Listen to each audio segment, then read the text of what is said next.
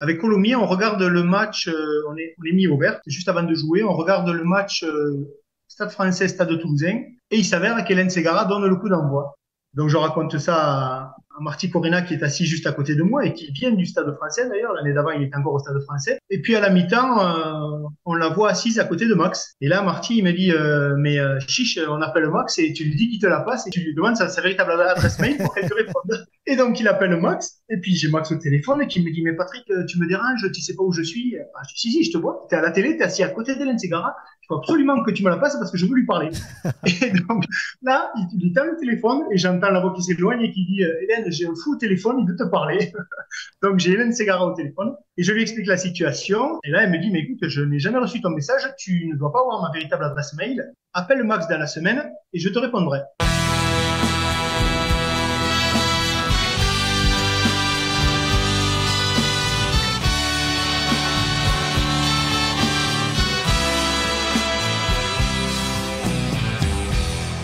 Bonjour à toutes et à tous, vous écoutez En Terrain Conquis, le podcast qui donne la parole aux sportifs professionnels d'hier et d'aujourd'hui qui ont aussi conquis le terrain du business.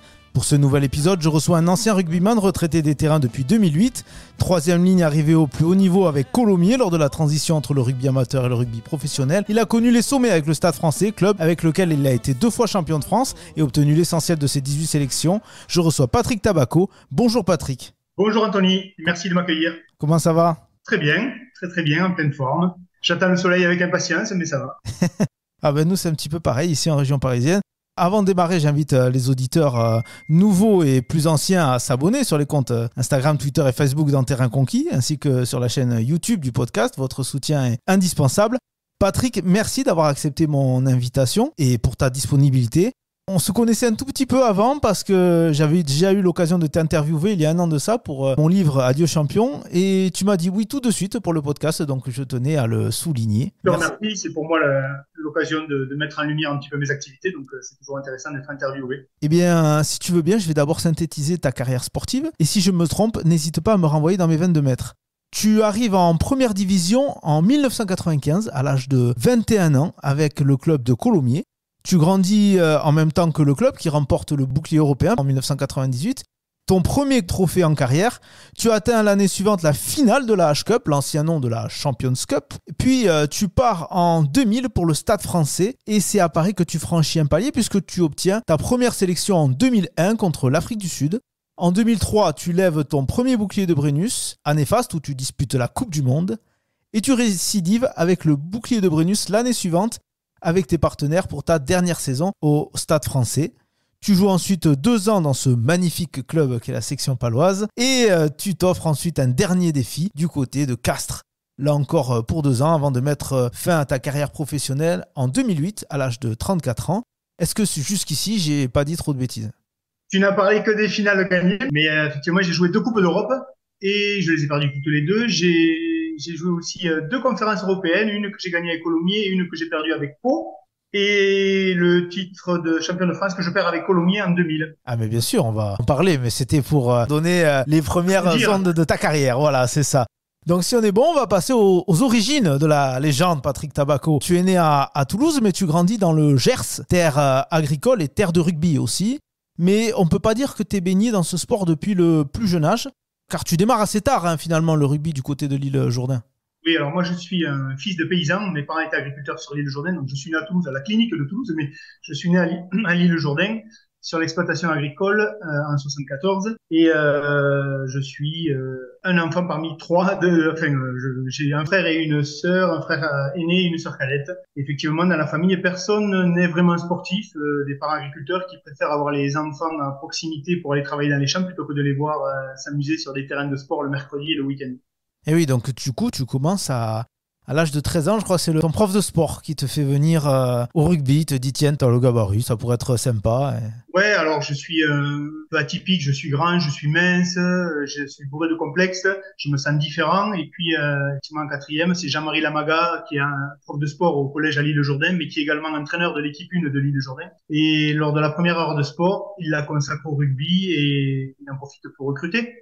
Je savais pas si j'allais faire du foot, du basket, du rugby, mais là, l'occasion se présente et puis surtout, je suis pris en main, sachant que mes parents n'étaient pas très favorables à ce que je fasse du sport parce qu'ils avaient besoin de moi. Mais là, le club va tout mettre en œuvre pour venir me chercher dans un premier temps à la ferme et inciter mes parents à me laisser partir le mercredi pour aller m'entraîner avec eux. Donc Jean-Marie va me donner d'ailleurs ma première paire de crampons. C'est une chausse du 47 tous les deux. Donc de cette paire de crampons qui était une paire de crampons montantes. Déjà à 13 ans, c'était du 47 déjà.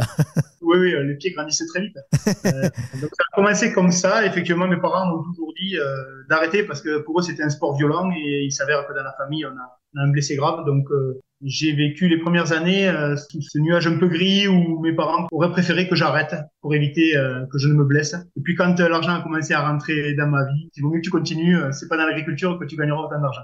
Durant ton adolescence, le rugby n'est pas encore professionnel et même si tu développes vite des aptitudes pour ce sport, ton truc à toi, c'est le jardinage. C'est vers cette voie-là que tu te dirigeais, bien plus que d'être joueur de rugby professionnel. Voilà, le rugby, lui, il m'a donné un statut, un rôle.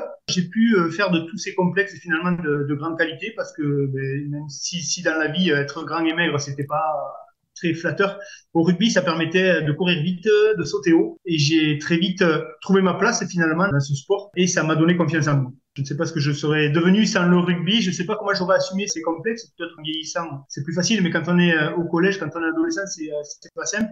Et le fait d'annoncer un quatrième, troisième, que je joue au rugby, ça faisait de moi, entre guillemets, un homme et c'était plus facile à porter. Tu obtiens ton BTS en horticulture et tu m'arrêtes si je me trompe, mais tu aurais pu ne jamais avoir de carrière, ou du moins pas la même, si comme tu le voulais, tu avais pu pousser tes études un peu plus loin et partir de ton sud-ouest.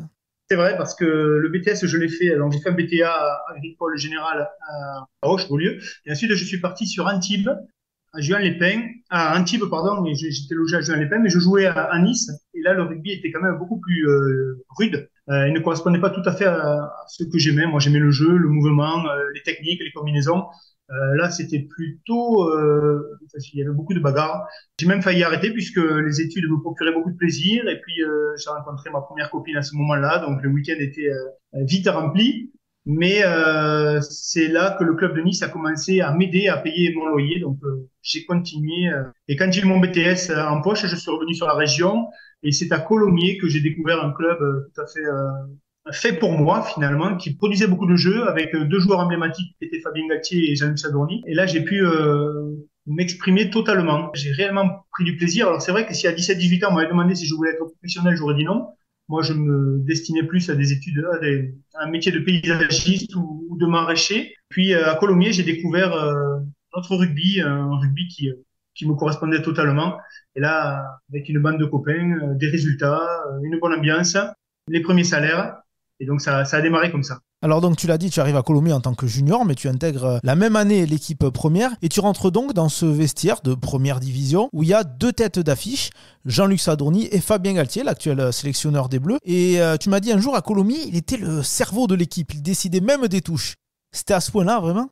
Oui, Fabien, c'était l'entraîneur sur le terrain. C'était un relais de qualité puisque c'est lui qui gérait tout. C'est lui qui annonçait en touche. À l'époque, c'est le demi de mêlée qui annonçait en touche. Je ne pense pas que ça se fasse encore. Maintenant, il y a des capitaines de touche qui sont à l'intérieur de la touche. Mais à cette époque-là, c'est Fabien qui pilotait tout. Donc, il était tenu de connaître les combinaisons des avants, les combinaisons de trois quarts. Et c'était le mieux placé finalement pour avoir une vision panoramique sur la touche et savoir après ce qu'il allait faire du ballon. Donc, j'ai beaucoup aimé cette période où Fabien pilotait tout finalement. C'était déjà un meneur d'hommes dans le management, mais c'était aussi un meneur d'hommes sur le choix des combinaisons sur le terrain. Colomiers, en ce temps-là, est encore un club modeste de première division qui joue plutôt le maintien. Mais ça change sous l'impulsion d'un certain Jacques Brunel, qui lui aussi a été sélectionneur des Bleus 20 ans plus tard. Brunel, il arrive la même année que toi. Est-ce que c'est un coach qui a compté dans ton évolution ? Ah oui. Puisque moi, quand j'arrive en équipe 1, Jean-Claude Scrella vient de prendre l'équipe de France. Donc, Jacques arrive en cours de saison. C'est atypique de Jacques, c'était un ancien arrière, mais il était passionné par le jeu des avants. Donc moi, il m'a façonné, il m'a fait évoluer, progresser.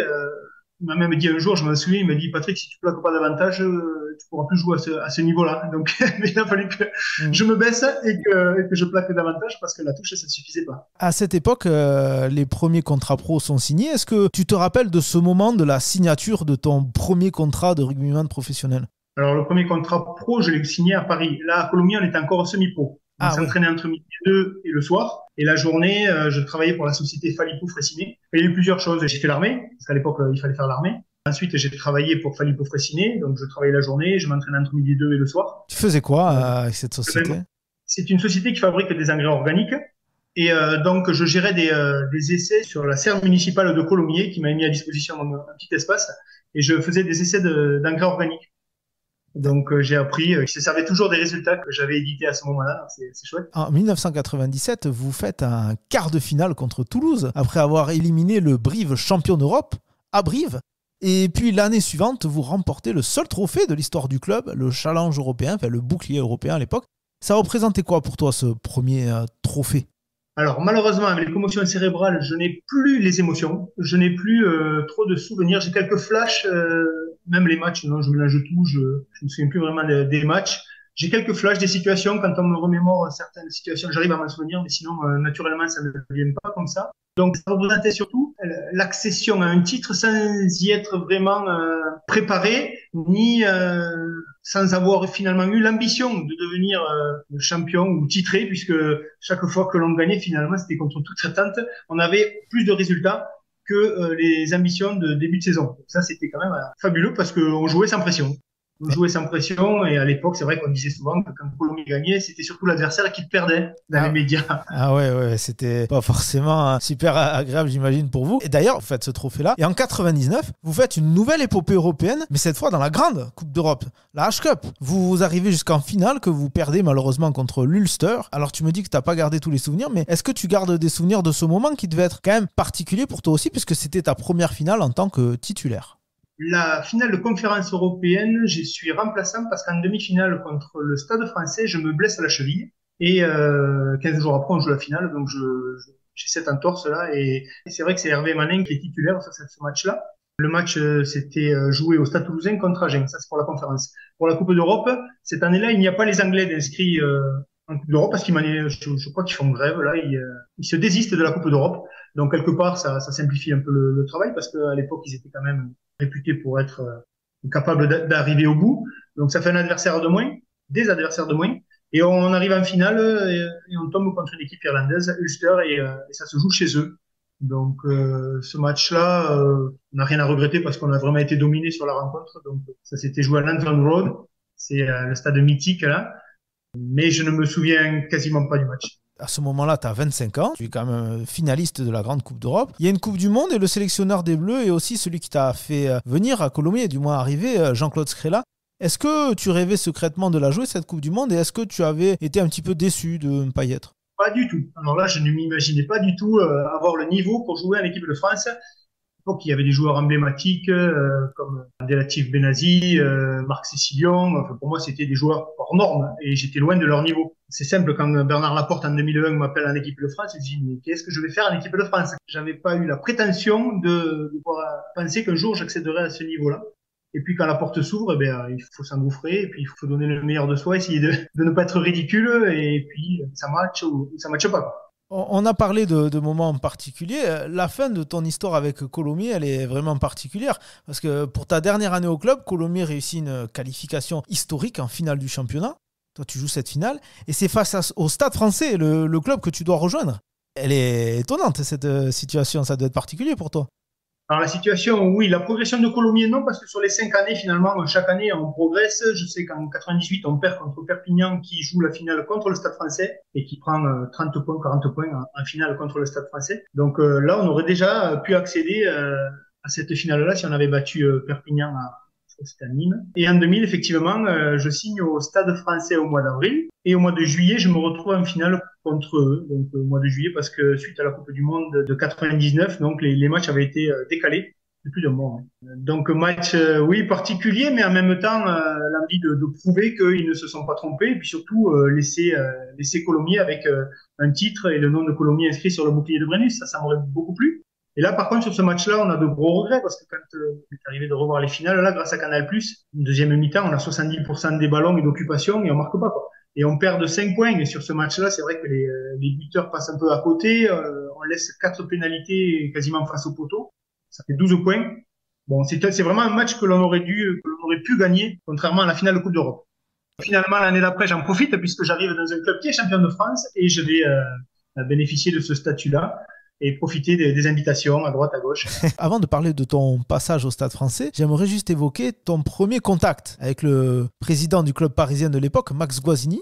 Parce que l'anecdote, elle est assez énorme. Tu lui avais passé un coup de fil en plein match, je crois, des Parisiens. Oui, alors Max, en 98, déjà, il s'intéresse à moi et il souhaite me recruter. Il passe par Fabien Galtier en lui demandant régulièrement de mes nouvelles. Et Fabien, bien sûr, il dit non, mais t'inquiète pas, il est pas prêt, il est trop jeune, il est pas prêt à partir, il faut pas qu'il parte. Donc pendant 2 ans, je ne suis pas vraiment au courant de ces échanges entre Max et Fabien. Je l'ai appris par la suite. Mais le soir de la demi-finale de conférence européenne, là où on bat le Stade Français à Colomiers, il y a une soirée d'organiser à l'ancien KL, à Toulouse, l'Esmeralda.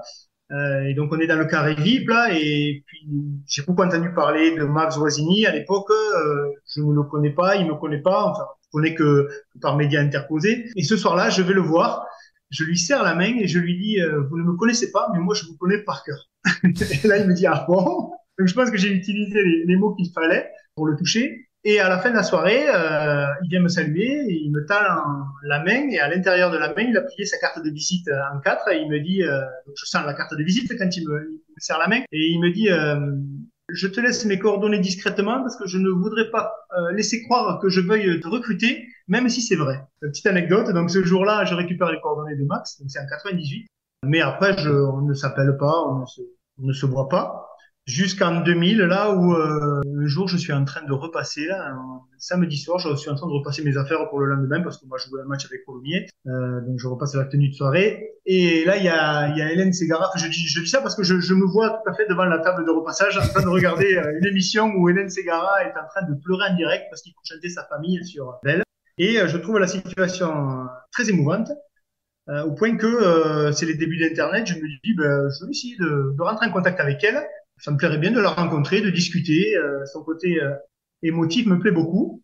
Et donc, sur Internet, je trouve plus ou moins des sites, mais rien de vraiment précis. Donc, j'envoie des courriers à droite à gauche, je me présente comme un joueur de Colomiers, touché par la prestation de samedi dernier, mais j'ai pas de réponse. Et puis, les jours passent, et 15 jours après, avec Colomiers, on regarde le match, on est mis au vert, juste avant de jouer, on regarde le match Stade Français, Stade Toulousain, et il s'avère qu'Hélène Ségara donne le coup d'envoi.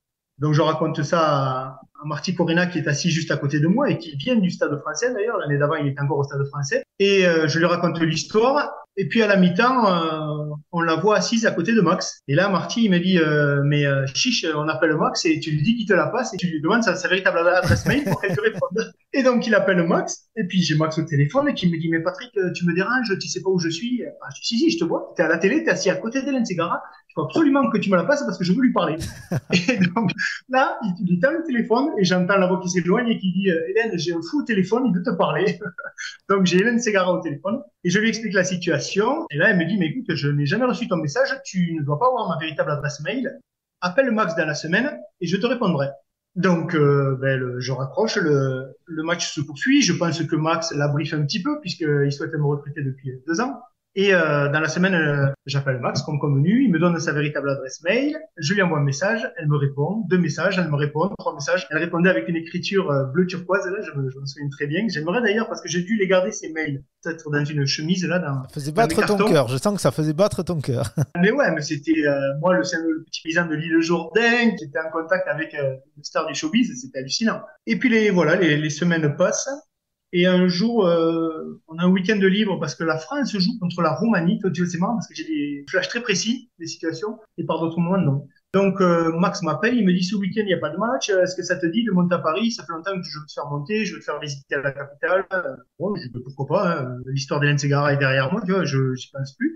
Et là, donc, je prends un billet, je monte, il m'envoie son chauffeur à l'aéroport, on se rend chez lui, et puis on s'installe dans le salon et on commence à discuter de tout, de rien. Et là, il me tend la main, il me dit, chiche, que si tu rencontres Hélène Ségara aujourd'hui, tu signes à Paris. Bon, alors moi, de suite, je me remémore toutes les situations, et là, je tape. Je tape dans sa main et je dis OK. Donc là, on reprend la voiture et on part dans les studios d'enregistrement aux alentours de Paris, je sais pas où c'était exactement. Et elle est en train d'enregistrer une émission. Donc on s'installe dans le public. Et au moment où elle descend en loge, on descend avec elle. on se retrouve tous les trois dans sa loge. Magnifique. Ah, c'est fabuleux, c'est fabuleux. On a pris des photos. Les photos, je dois les avoir encore. Je me souviens que j'avais un blouson en cuir noir. Enfin, c'était exceptionnel. Et voilà, je passe un super week-end. Il me fait visiter un peu la capitale. Et dans la foulée, je signe à Paris. Il a fait briller mes yeux et ça m'a donné envie de signer à Paris.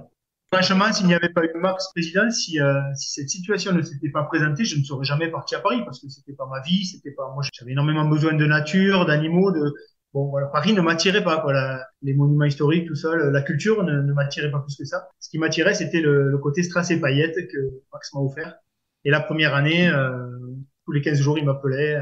Le mercredi, le jeudi, en me disant, ça te dirait de m'accompagner là? J'ai une avant-première, je suis invité à droite, à gauche. Il m'a fait rêver pendant un an. J'appelais régulièrement mes parents pour leur dire j'ai vu un tel, des gens que l'on ne voyait qu'à la télé avant. Et en plus, j'étais remplaçant, donc c'était pratique parce que avec cette année-là, c'est les années Connolly. Et, il avait pour particularité de ne jamais faire retourner son groupe. Ah oui, oui, oui. Donc Exact. j'étais remplaçant de Christophe Moni, Christophe Juillet et Richard Poul-Jones. Il y a ce côté paillette qui t'a fait un petit peu vibrer. Et puis, il y a quand même le côté sportif, puisque tu arrives dans un vestiaire où il y a des stars. Tu as des Christophe Dominici, des Diego Dominguez. Diego Dominguez, c'est un vestiaire de stars et alors on est même considérés comme des mercenaires à l'époque, puisque ça se faisait pas trop de changer de club pour de l'argent, puisque c'était le début de l'officialisation des salaires dans le rugby. Donc j'arrive dans un vestiaire où les mecs viennent d'un peu partout dans le monde. Il y a des Australiens, des Argentins, des Anglais, des Canadiens. Et dans ce vestiaire, il n'y a que des mecs bodybuildés, des mecs, bon voilà, des athlètes, des athlètes. C'est pas qu'à Colomiers, nous ne l'étions pas, mais là, c'est vraiment une autre dimension. Et ce qui expliquera d'ailleurs dans la foulée que Max trouvera la très bonne idée de mettre tout ça en image sur le calendrier du stade. Pour ta première année, le Stade français réalise une grande saison en H-Cup et va jusqu'en finale contre Leicester.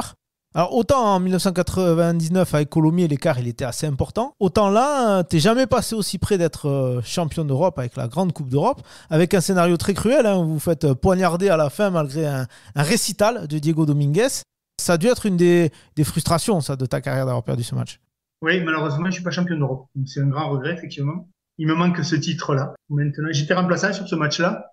Je sais que ça se jouait au Parc des Princes, mais je ne me souviens pas du match. Je sais, on m'a raconté, d'après certains, pourquoi on perd le match, mais bon, celui-là, on aurait dû le gagner, effectivement. C'est dommage, j'aurais bien aimé être titré, comme ça, j'aurais eu les trois.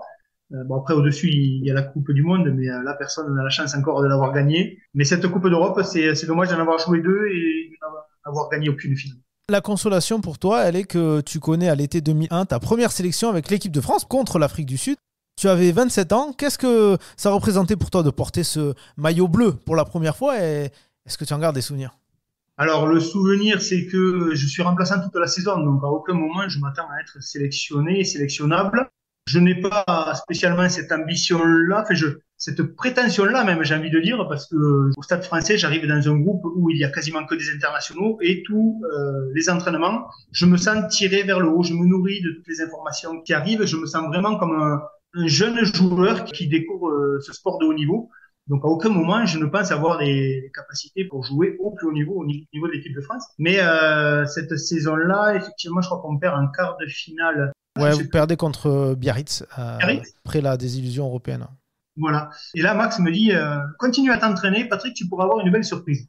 Donc, moi, après le championnat, plus de Coupe d'Europe, plus de championnat, qu'est-ce qui reste à part l'équipe de France? Il reste rien. Donc, me met la puce à l'oreille. Donc, je continue à m'entraîner. Et effectivement, 15 jours après, mon nom, qui fait partie de la liste noire, là, apparaît sur les médias et je suis sélectionné en équipe de France. Sauf que Bernard veut utiliser mes compétences sur la touche et sur les ailes, il y a déjà Serge Betsen et Olivier Magne qui sont indétrônables. Donc, il me sélectionne en numéro 8, un poste auquel je n'ai jamais joué. Je vais jouer comme une troisième ligne. Un troisième ligne. À l'été 2001 arrive aussi au Stade français Fabien Galtier, ton ancien coéquipier à Colomiers. Il t'a consulté avant de prendre sa décision et tu m'as dit un jour qu'il t'avait un peu engueulé au bout de quelques mois car les résultats n'étaient pas au rendez-vous et il te reprochait de lui avoir un peu survendu l'équipe, c'est ça? Oui, c'est un peu ça. En 2001, il m'appelle pour savoir comment ça se passe et je lui dis, écoute, là, il y a vraiment une équipe de fous. Cette année, on vient de faire une finale Coupe Europe, mais vraiment, il y a un groupe exceptionnel, avec des joueurs de talent à tous les postes. Et lui, il lui reste 2 saisons à jouer. Donc, il signe à Paris. Et effectivement, l'année qui suit, 2001-2002, ça vivote. C'est la deuxième année de Connolly. On fait rien. Cette année-là, on fait rien. Et donc, voilà, sur une discussion ou deux, là, il me dit, bon, tu m'as vendu du rêve, je suis là. Bon, Il n'y a rien qui se passe, c'est un peu décevant. Il va falloir attendre l'intersaison pour que Mick Mallet arrive et que là, le groupe prenne son envol et toute son amplitude. En 2002, tu rates le tournoi Destination à cause d'une blessure subie contre le Stade Toulousain. Et les causes de cette blessure sont plutôt cocasses. Est-ce que tu t'en souviens? J'ai envie de dire non. Non, mais effectivement, ouais, ce match-là, on aurait dû le jouer en prime time le samedi soir. Il y a beaucoup de brouillard ce soir-là, donc on y voit très peu. Bon, on se prépare et 5 minutes avant de rentrer sur le terrain, Canal+ annule le match. Finalement, le brouillard s'intensifie, on ne voit pas de l'autre côté du terrain, donc ils annulent le match et c'est reporté au lendemain. Donc on passe une nuit à l'hôtel, une nuit qui était prévue, hein, mais elle aurait dû se dérouler après le match.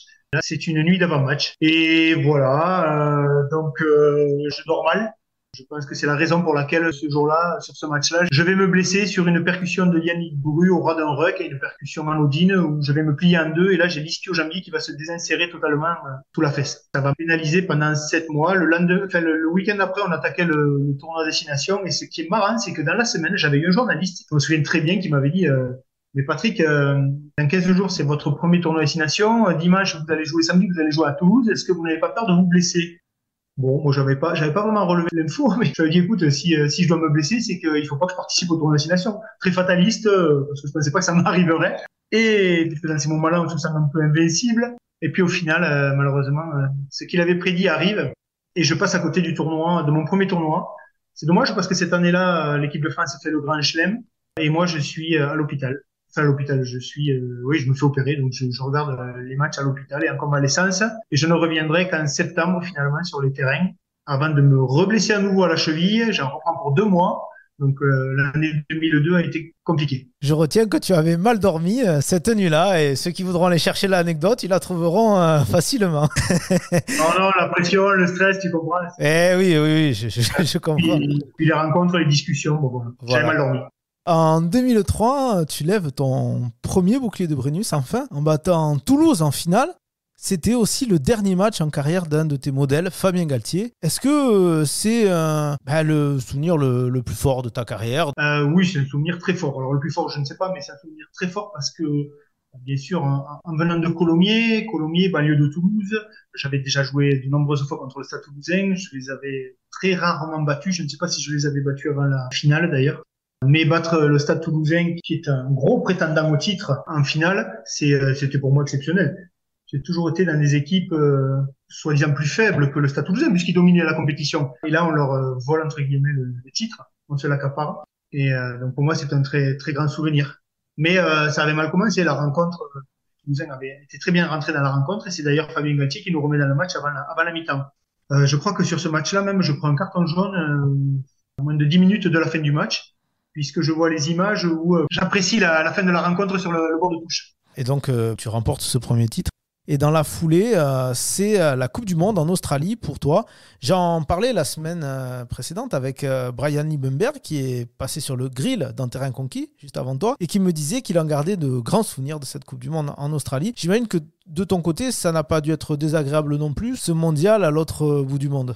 Non, non, pour moi, c'est la seule Coupe du Monde que j'ai faite. C'était exceptionnel. Ça a été assez long, hein, parce qu'il y a 1 mois et demi de préparation et 1 mois et demi de compétition. Donc, pour quelqu'un qui a besoin de ses racines pour être bien, là, je me suis senti un peu déraciné, mais quelque part, c'était fabuleux de découvrir un nouveau pays et puis d'y rester 1 mois et demi. Donc là, on s'intègre vraiment dans le pays. Alors, bien sûr, on change de ville, mais on reste 6 semaines sur place, donc obligé d'apprendre à parler l'anglais. Et au bout des 6 semaines, je parlais couramment, j'arrivais à m'exprimer couramment. Et au niveau de la compétition, je fais partie des toasties. Alors les toasties, c'était les mecs remplaçants qui participaient à tous les événements qu'il y avait autour de la Coupe du Monde, les apéritifs, les trucs comme ça, qui allaient manger des toasts à droite à gauche. Parce que les titulaires, donc c'était Serge Betsen, Olivier Magne et Emmanuel Renardotti. Ensuite, il restait Sébastien Chabal, il restait Christian Lavic et moi, les 3 remplaçants. Donc cette Coupe du Monde, sur les 7 matchs, j'ai fait 4 matchs, mais c'est Emmanuel qui avait le poste et c'est lui qui joue la demi-finale contre les Anglais. Tu as la trentaine et on peut dire que tu vis les belles années de ta carrière puisqu'en 2004, le Stade français conserve son titre. Vous battez Perpignan en finale pour ce qui est à la fois le dernier match de la carrière de Diego Dominguez et ton dernier match au Stade français. Alors 4 ans auparavant, tu avais quitté Colomiers sur une défaite en finale de championnat. Là, tu pars vraiment par la grande porte sur un titre. C'est la fin d'une histoire rêvée. Oui, alors c'est une année compliquée parce qu'on revient de la Coupe du Monde, sachant que pour la Coupe du Monde, le Stade français avait été pillé de trois quarts de ses joueurs, puisque dans les différentes nations, il y avait bien, ouais, il y avait bien une quinzaine de joueurs de prélevés. Donc les résultats ne sont pas là et on revient en club fin d'année 2020, 2003. Le club est au bas du classement et donc il va falloir batailler pour accrocher les phases qualificatives. Et on finit cette année-là en finale et titré champion de France. Donc on était parti vraiment de loin. Et c'est une particularité de cette année et de ce club. Des événements exceptionnels, atypiques, contre toute attente. Arriver à remonter une telle situation, c'était pas simple. Mais il y avait Nick Mallette à la baguette. Moi, j'ai beaucoup aimé cet entraîneur. Très charismatique, qui me transcendait, qui me donnait envie de monter au rideau après chaque préparation d'avant-match. Là, il avait un discours très motivant. Donc 2004, oui, je pars à Pau. On n'arrive pas à s'entendre avec Max et du coup, Pau, à ce moment-là, perd quelques joueurs comme Imanol qui part à Biarritz, Damien Traille, et il y a une grosse restructuration. Ils vont chercher, je crois, une quinzaine de joueurs, donc je fais partie du lot, et je quitte ce club champion de France pour arriver dans un club qui est en pleine restructuration. Oui, c'est pas du tout du coup les mêmes standards puisque toi tu pars d'un club, tu l'as dit, double champion de France et tu arrives dans un club qui joue le maintien. Hein. Même si la première année vous allez jusqu'en finale du challenge européen battu par le Sale de Philippe Saint-André et Sébastien Chabal. C'est la seule finale avec Pau. Ta dernière d'ailleurs. Oui, c'est la dernière finale sur une année compliquée en championnat puisqu'on bataille pour se maintenir. On y arrive in extremis sur la dernière journée. Mais effectivement, la mayonnaise ne prend pas. Tous ces joueurs arrivés, un staff, ça marche pas. Et on se maintient de justesse. Et pourtant, on fait une finale de conférence européenne, mais on la perd. Donc, elle est passée aux oubliettes. La deuxième année, le club descend et j'ai retenu un moment particulier pour toi cette saison-là, un Castres-Pau où vous perdez 66-8. Est-ce que c'est ce jour-là que tu as tapé dans l'œil des dirigeants castrés? Ça m'étonnerait. En tout cas, je me souvenais pas de ce match-là. 66-8. Et ouais, d'accord. Donc, ça confirme les difficultés sportives que l'on vivait à ce moment-là. Non, moi, je suis en fin de contrat et le club donc descend cette année-là en Pro D2. Christophe Lossu qui s'est recruté par le Castres Olympique et je crois que c'est lui qui fait le nécessaire pour que je parte avec lui. Donc ça se fait comme ça. J'allais te demander justement comment ça se fait avec Castres, mais c'est Christophe Lossuc. Après, j'ai un agent aussi, donc c'est lui qui va gérer le transfert. Tu signes 2 ans à Castres, mais tu ne vas pas au bout de la deuxième année, la faute à une blessure qui te pousse à arrêter ta carrière au cours de cette deuxième année. Comment tu as vécu cet arrêt forcé qui est un petit peu la hantise des rugbyman? Exactement. Tout ce que l'on ne souhaite pas. On souhaiterait tous arrêter sa carrière suite à un choix personnel et sur ses deux jambes, comme disait Bastaro.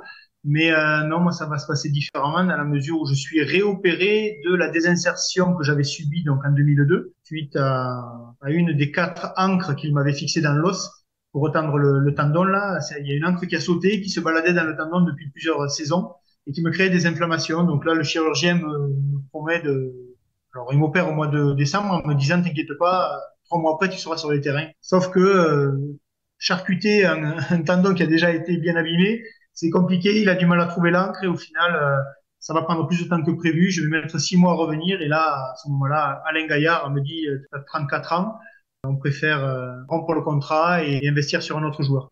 Fin de carrière, et bon, au mois de juin, je joue des capacités. Je reviens sur l'île Jourdain et là, je croise le chemin de Jacques Setolo, qui est le PDG d'une grosse boîte sur l'île Jourdain qui s'appelle Parera, qui est aussi président du club à ce moment-là, qui me dit prends une licence à l'île Jourdain dans le monde amateur. Si tu veux repartir, on te laisse libre de repartir dans la Pro D2 ou où tu veux, mais en attendant, tu nous apporteras un peu ton expérience. Bon, et puis je vais jouer 2 ans à l'île Jourdain avant d'arrêter définitivement. Et il n'y a aucun club de top 14 ou de Pro D2 qui t'a sollicité à ce moment-là pour venir les aider? Non, et puis même, j'avais plus vraiment envie. Ouais, J'avais plus vraiment envie, je préfère travailler sur la reconversion, préparer l'avenir. Justement, parce qu'on ne peut pas dire que tu sois resté longtemps sans travailler, puisque tu avais déjà démarré une activité entrepreneuriale depuis quelques années déjà, en 2002, alors que tu étais encore joueur au Stade français. Son nom, c'est KDM. Est-ce que tu peux me dire comment il est né ce projet?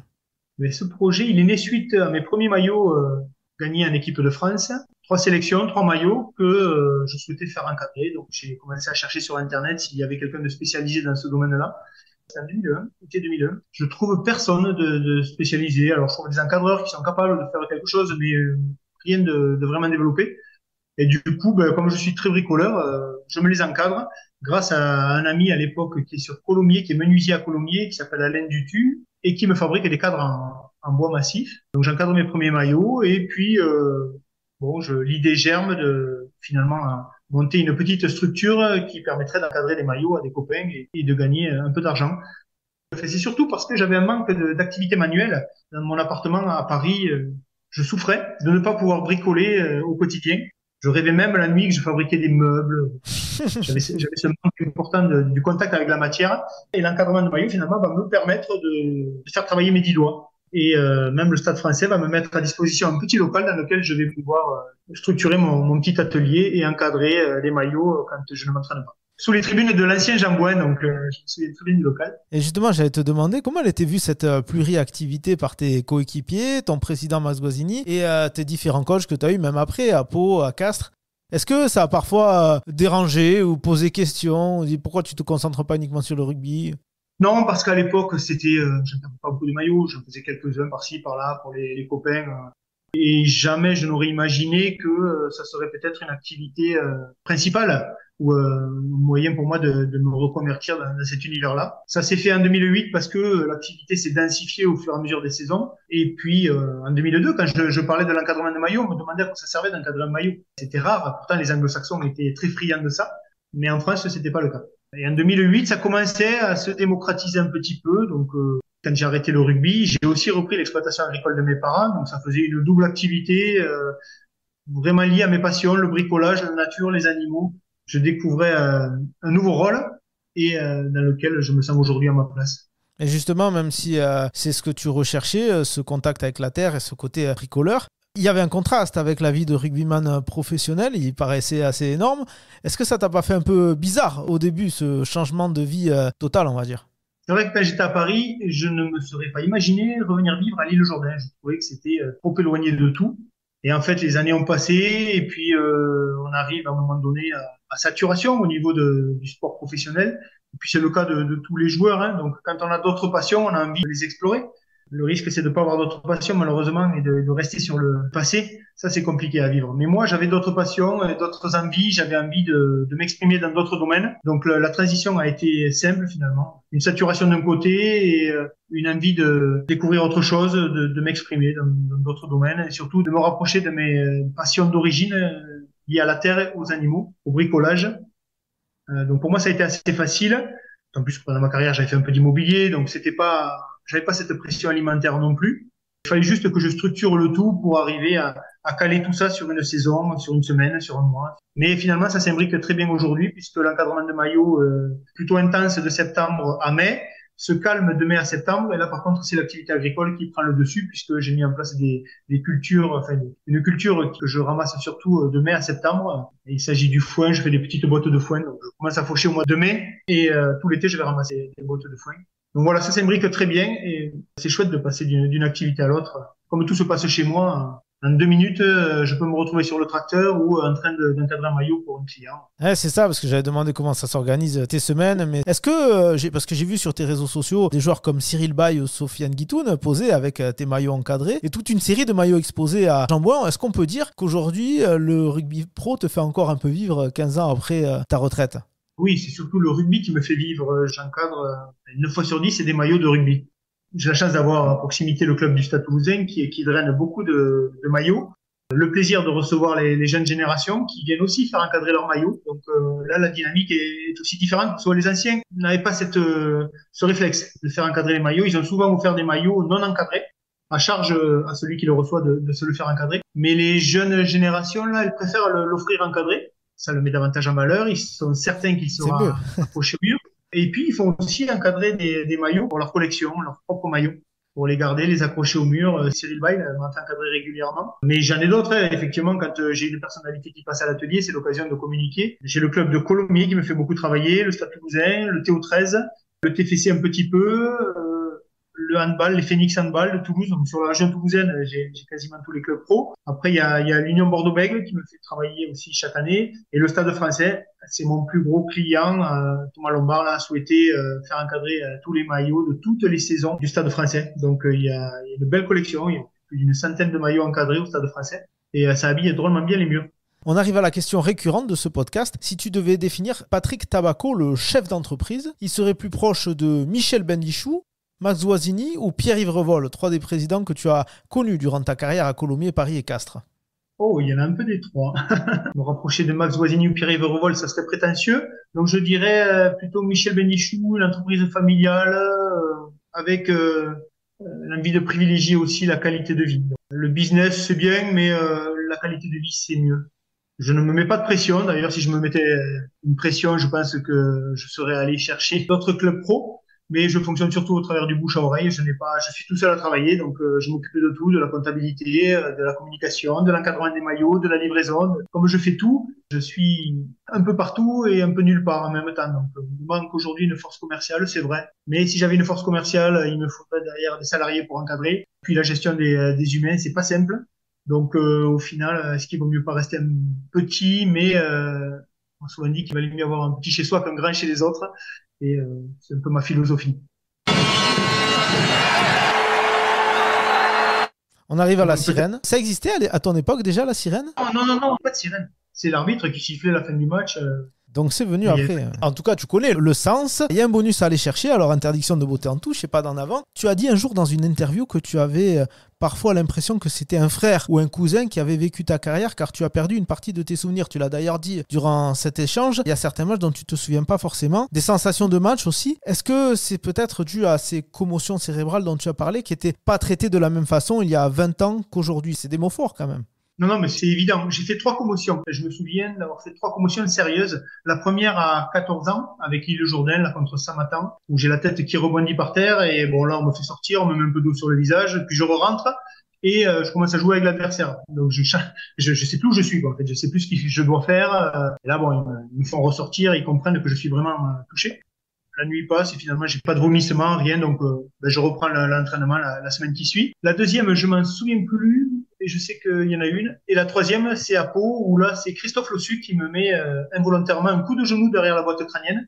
Et là, j'ai extinction des feux, je me retrouve à l'hôpital. Et je vais passer une nuit à l'hôpital et le lendemain, le rendez-vous avec le neurochirurgien est assez troublante parce que bon, moi, je comptais rejouer le week-end d'après, réentraîner le lendemain. Et là, il me dit, mais monsieur, vous vous rendez pas compte, si vous reprenez le même choc dans les 3 semaines qui arrivent là, vous en mourrez. Votre cerveau se déconnectera définitivement.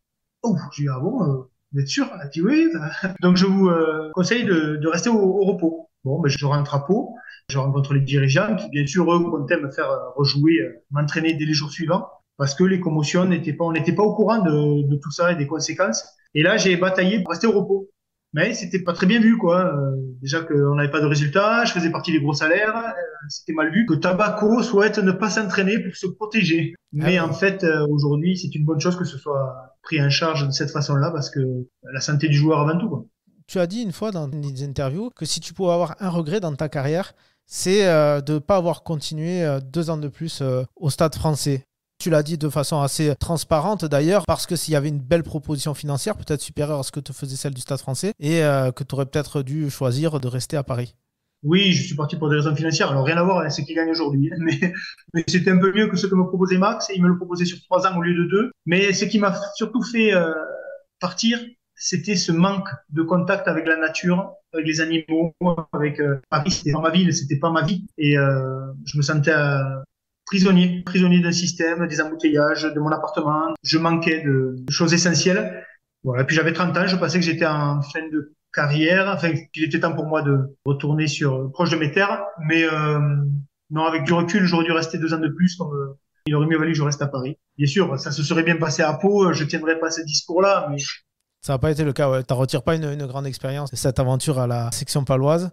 Peut-être un sujet un peu plus léger pour terminer, qu'on a un tout petit peu abordé durant cet échange. J'ai cru comprendre que tu avais une passion non dissimulée pour la femme et les belles rencontres. Je crois même que récemment, tu as songé participer à l'émission L'amour est dans le pré. Est-ce que ça t'a valu auprès de tes coéquipiers une réputation de séducteur, d'homme à femme durant tes années de joueur? Oui, pour moi, le couple n'a jamais été une obligation. Pour moi, se mettre en couple, on se met en couple quand on a la possibilité d'être encore plus heureux que seul. Donc déjà, seul, j'étais très heureux. Je vivais plein de choses. Je me nourrissais de tout ce que la vie m'offrait. Et ce n'était pas un aboutissement que d'être en couple. Je n'ai jamais eu besoin d'être père. J'ai vécu ma vie en me disant, si demain je me mets en couple, ça sera pour être plus heureux que seul. Et donc, dans ces cas-là, ben, on s'attache au moindre détail et le moindre détail est une bonne excuse pour ne pas rester en couple. Donc, non, j'ai profité de tout ce que m'a offert ma carrière, ma vie, de toutes les rencontres. Par contre, j'ai toujours été admiratif, oui, devant la femme en général. J'aime nos différences, je m'y intéresse beaucoup, j'ai lu des bouquins pour comprendre pourquoi elle ne fonctionnait pas comme nous. Je suis, oui, il y a une certaine passion pour la femme dans son entité. Aujourd'hui, je suis presque féministe quand je vois le comportement des hommes. Moi qui suis pour l'équité, à mon âge, les femmes se livrent, elles sortent d'une relation bien souvent familiale. Et j'ai ma mère qui arrive là, donc euh, les relations sont beaucoup plus simples parce qu'elles ont eu leur rôle de maman et elles fonctionnent davantage comme les hommes, plus égoïstes. L'homme est très égoïste, très jeune. La femme, elle est plus sur une dynamique de vouloir fonder une famille. Mais à 40 ans, ça passe. Eh bien, merci beaucoup, Patrick. Le rugby, c'est terminé là. Des fois, tu vas donner des coups de main à des petits clubs aux alentours. Est-ce qu'il y a des clubs autour qui te sollicitent pour ta science de la touche ou non, c'est vraiment terminé? Ça, je l'ai fait. Je l'ai fait sur 1 ou 2 saisons, il y a 2, 3 ans. Mais en fait, je me rends compte que quand j'interviens, effectivement, ça dure 1 heure, 2 heures, c'est très sympa. À la fin de l'entraînement, les joueurs ont tout compris. Mais je suis certain que la semaine d'après, ils reviennent sur leurs vieux réflexes. Donc c'est pas les joueurs qu'il faudrait que je briefe, c'est plus les entraîneurs pour que l'information soit répétée semaine après semaine. Donc ça m'aurait plu effectivement de transmettre mes compétences, mais dans le monde pro, pour avoir face à moi des joueurs qui sont à la recherche de performance déjà, et avoir un suivi, prendre un groupe du début jusqu'à la fin de la saison. Mais comme j'ai plusieurs activités, je suis déjà très pris. Le faire de façon bénévole, c'est bien 1 heure ou 2, mais je peux pas m'investir dans un club amateur parce que j'ai pas le temps. Voilà. Si je le fais, il faut que je lâche des choses et donc qu'il y ait une notion de rémunération derrière. Sinon, je peux pas. C'est très chronophage le rôle d'entraîneur. Donc, si j'avais dû le faire, je l'aurais fait dans le monde pro. Eh bien, avis au club, hein, s'y intéresser. Un petit billet et Patrick Tavaco vous offrira sa science de la touche. Merci vraiment beaucoup Patrick d'avoir été mon invité dans Terrain Conquis. Et puis là, je crois que c'est le moment pour toi d'aller t'occuper à tes affaires agricoles. Donc merci d'avoir été mon invité et encore plein de succès à toi dans le domaine du business avec ton activité KTM et tes occupations agricoles. Merci beaucoup Patrick. Merci à vous.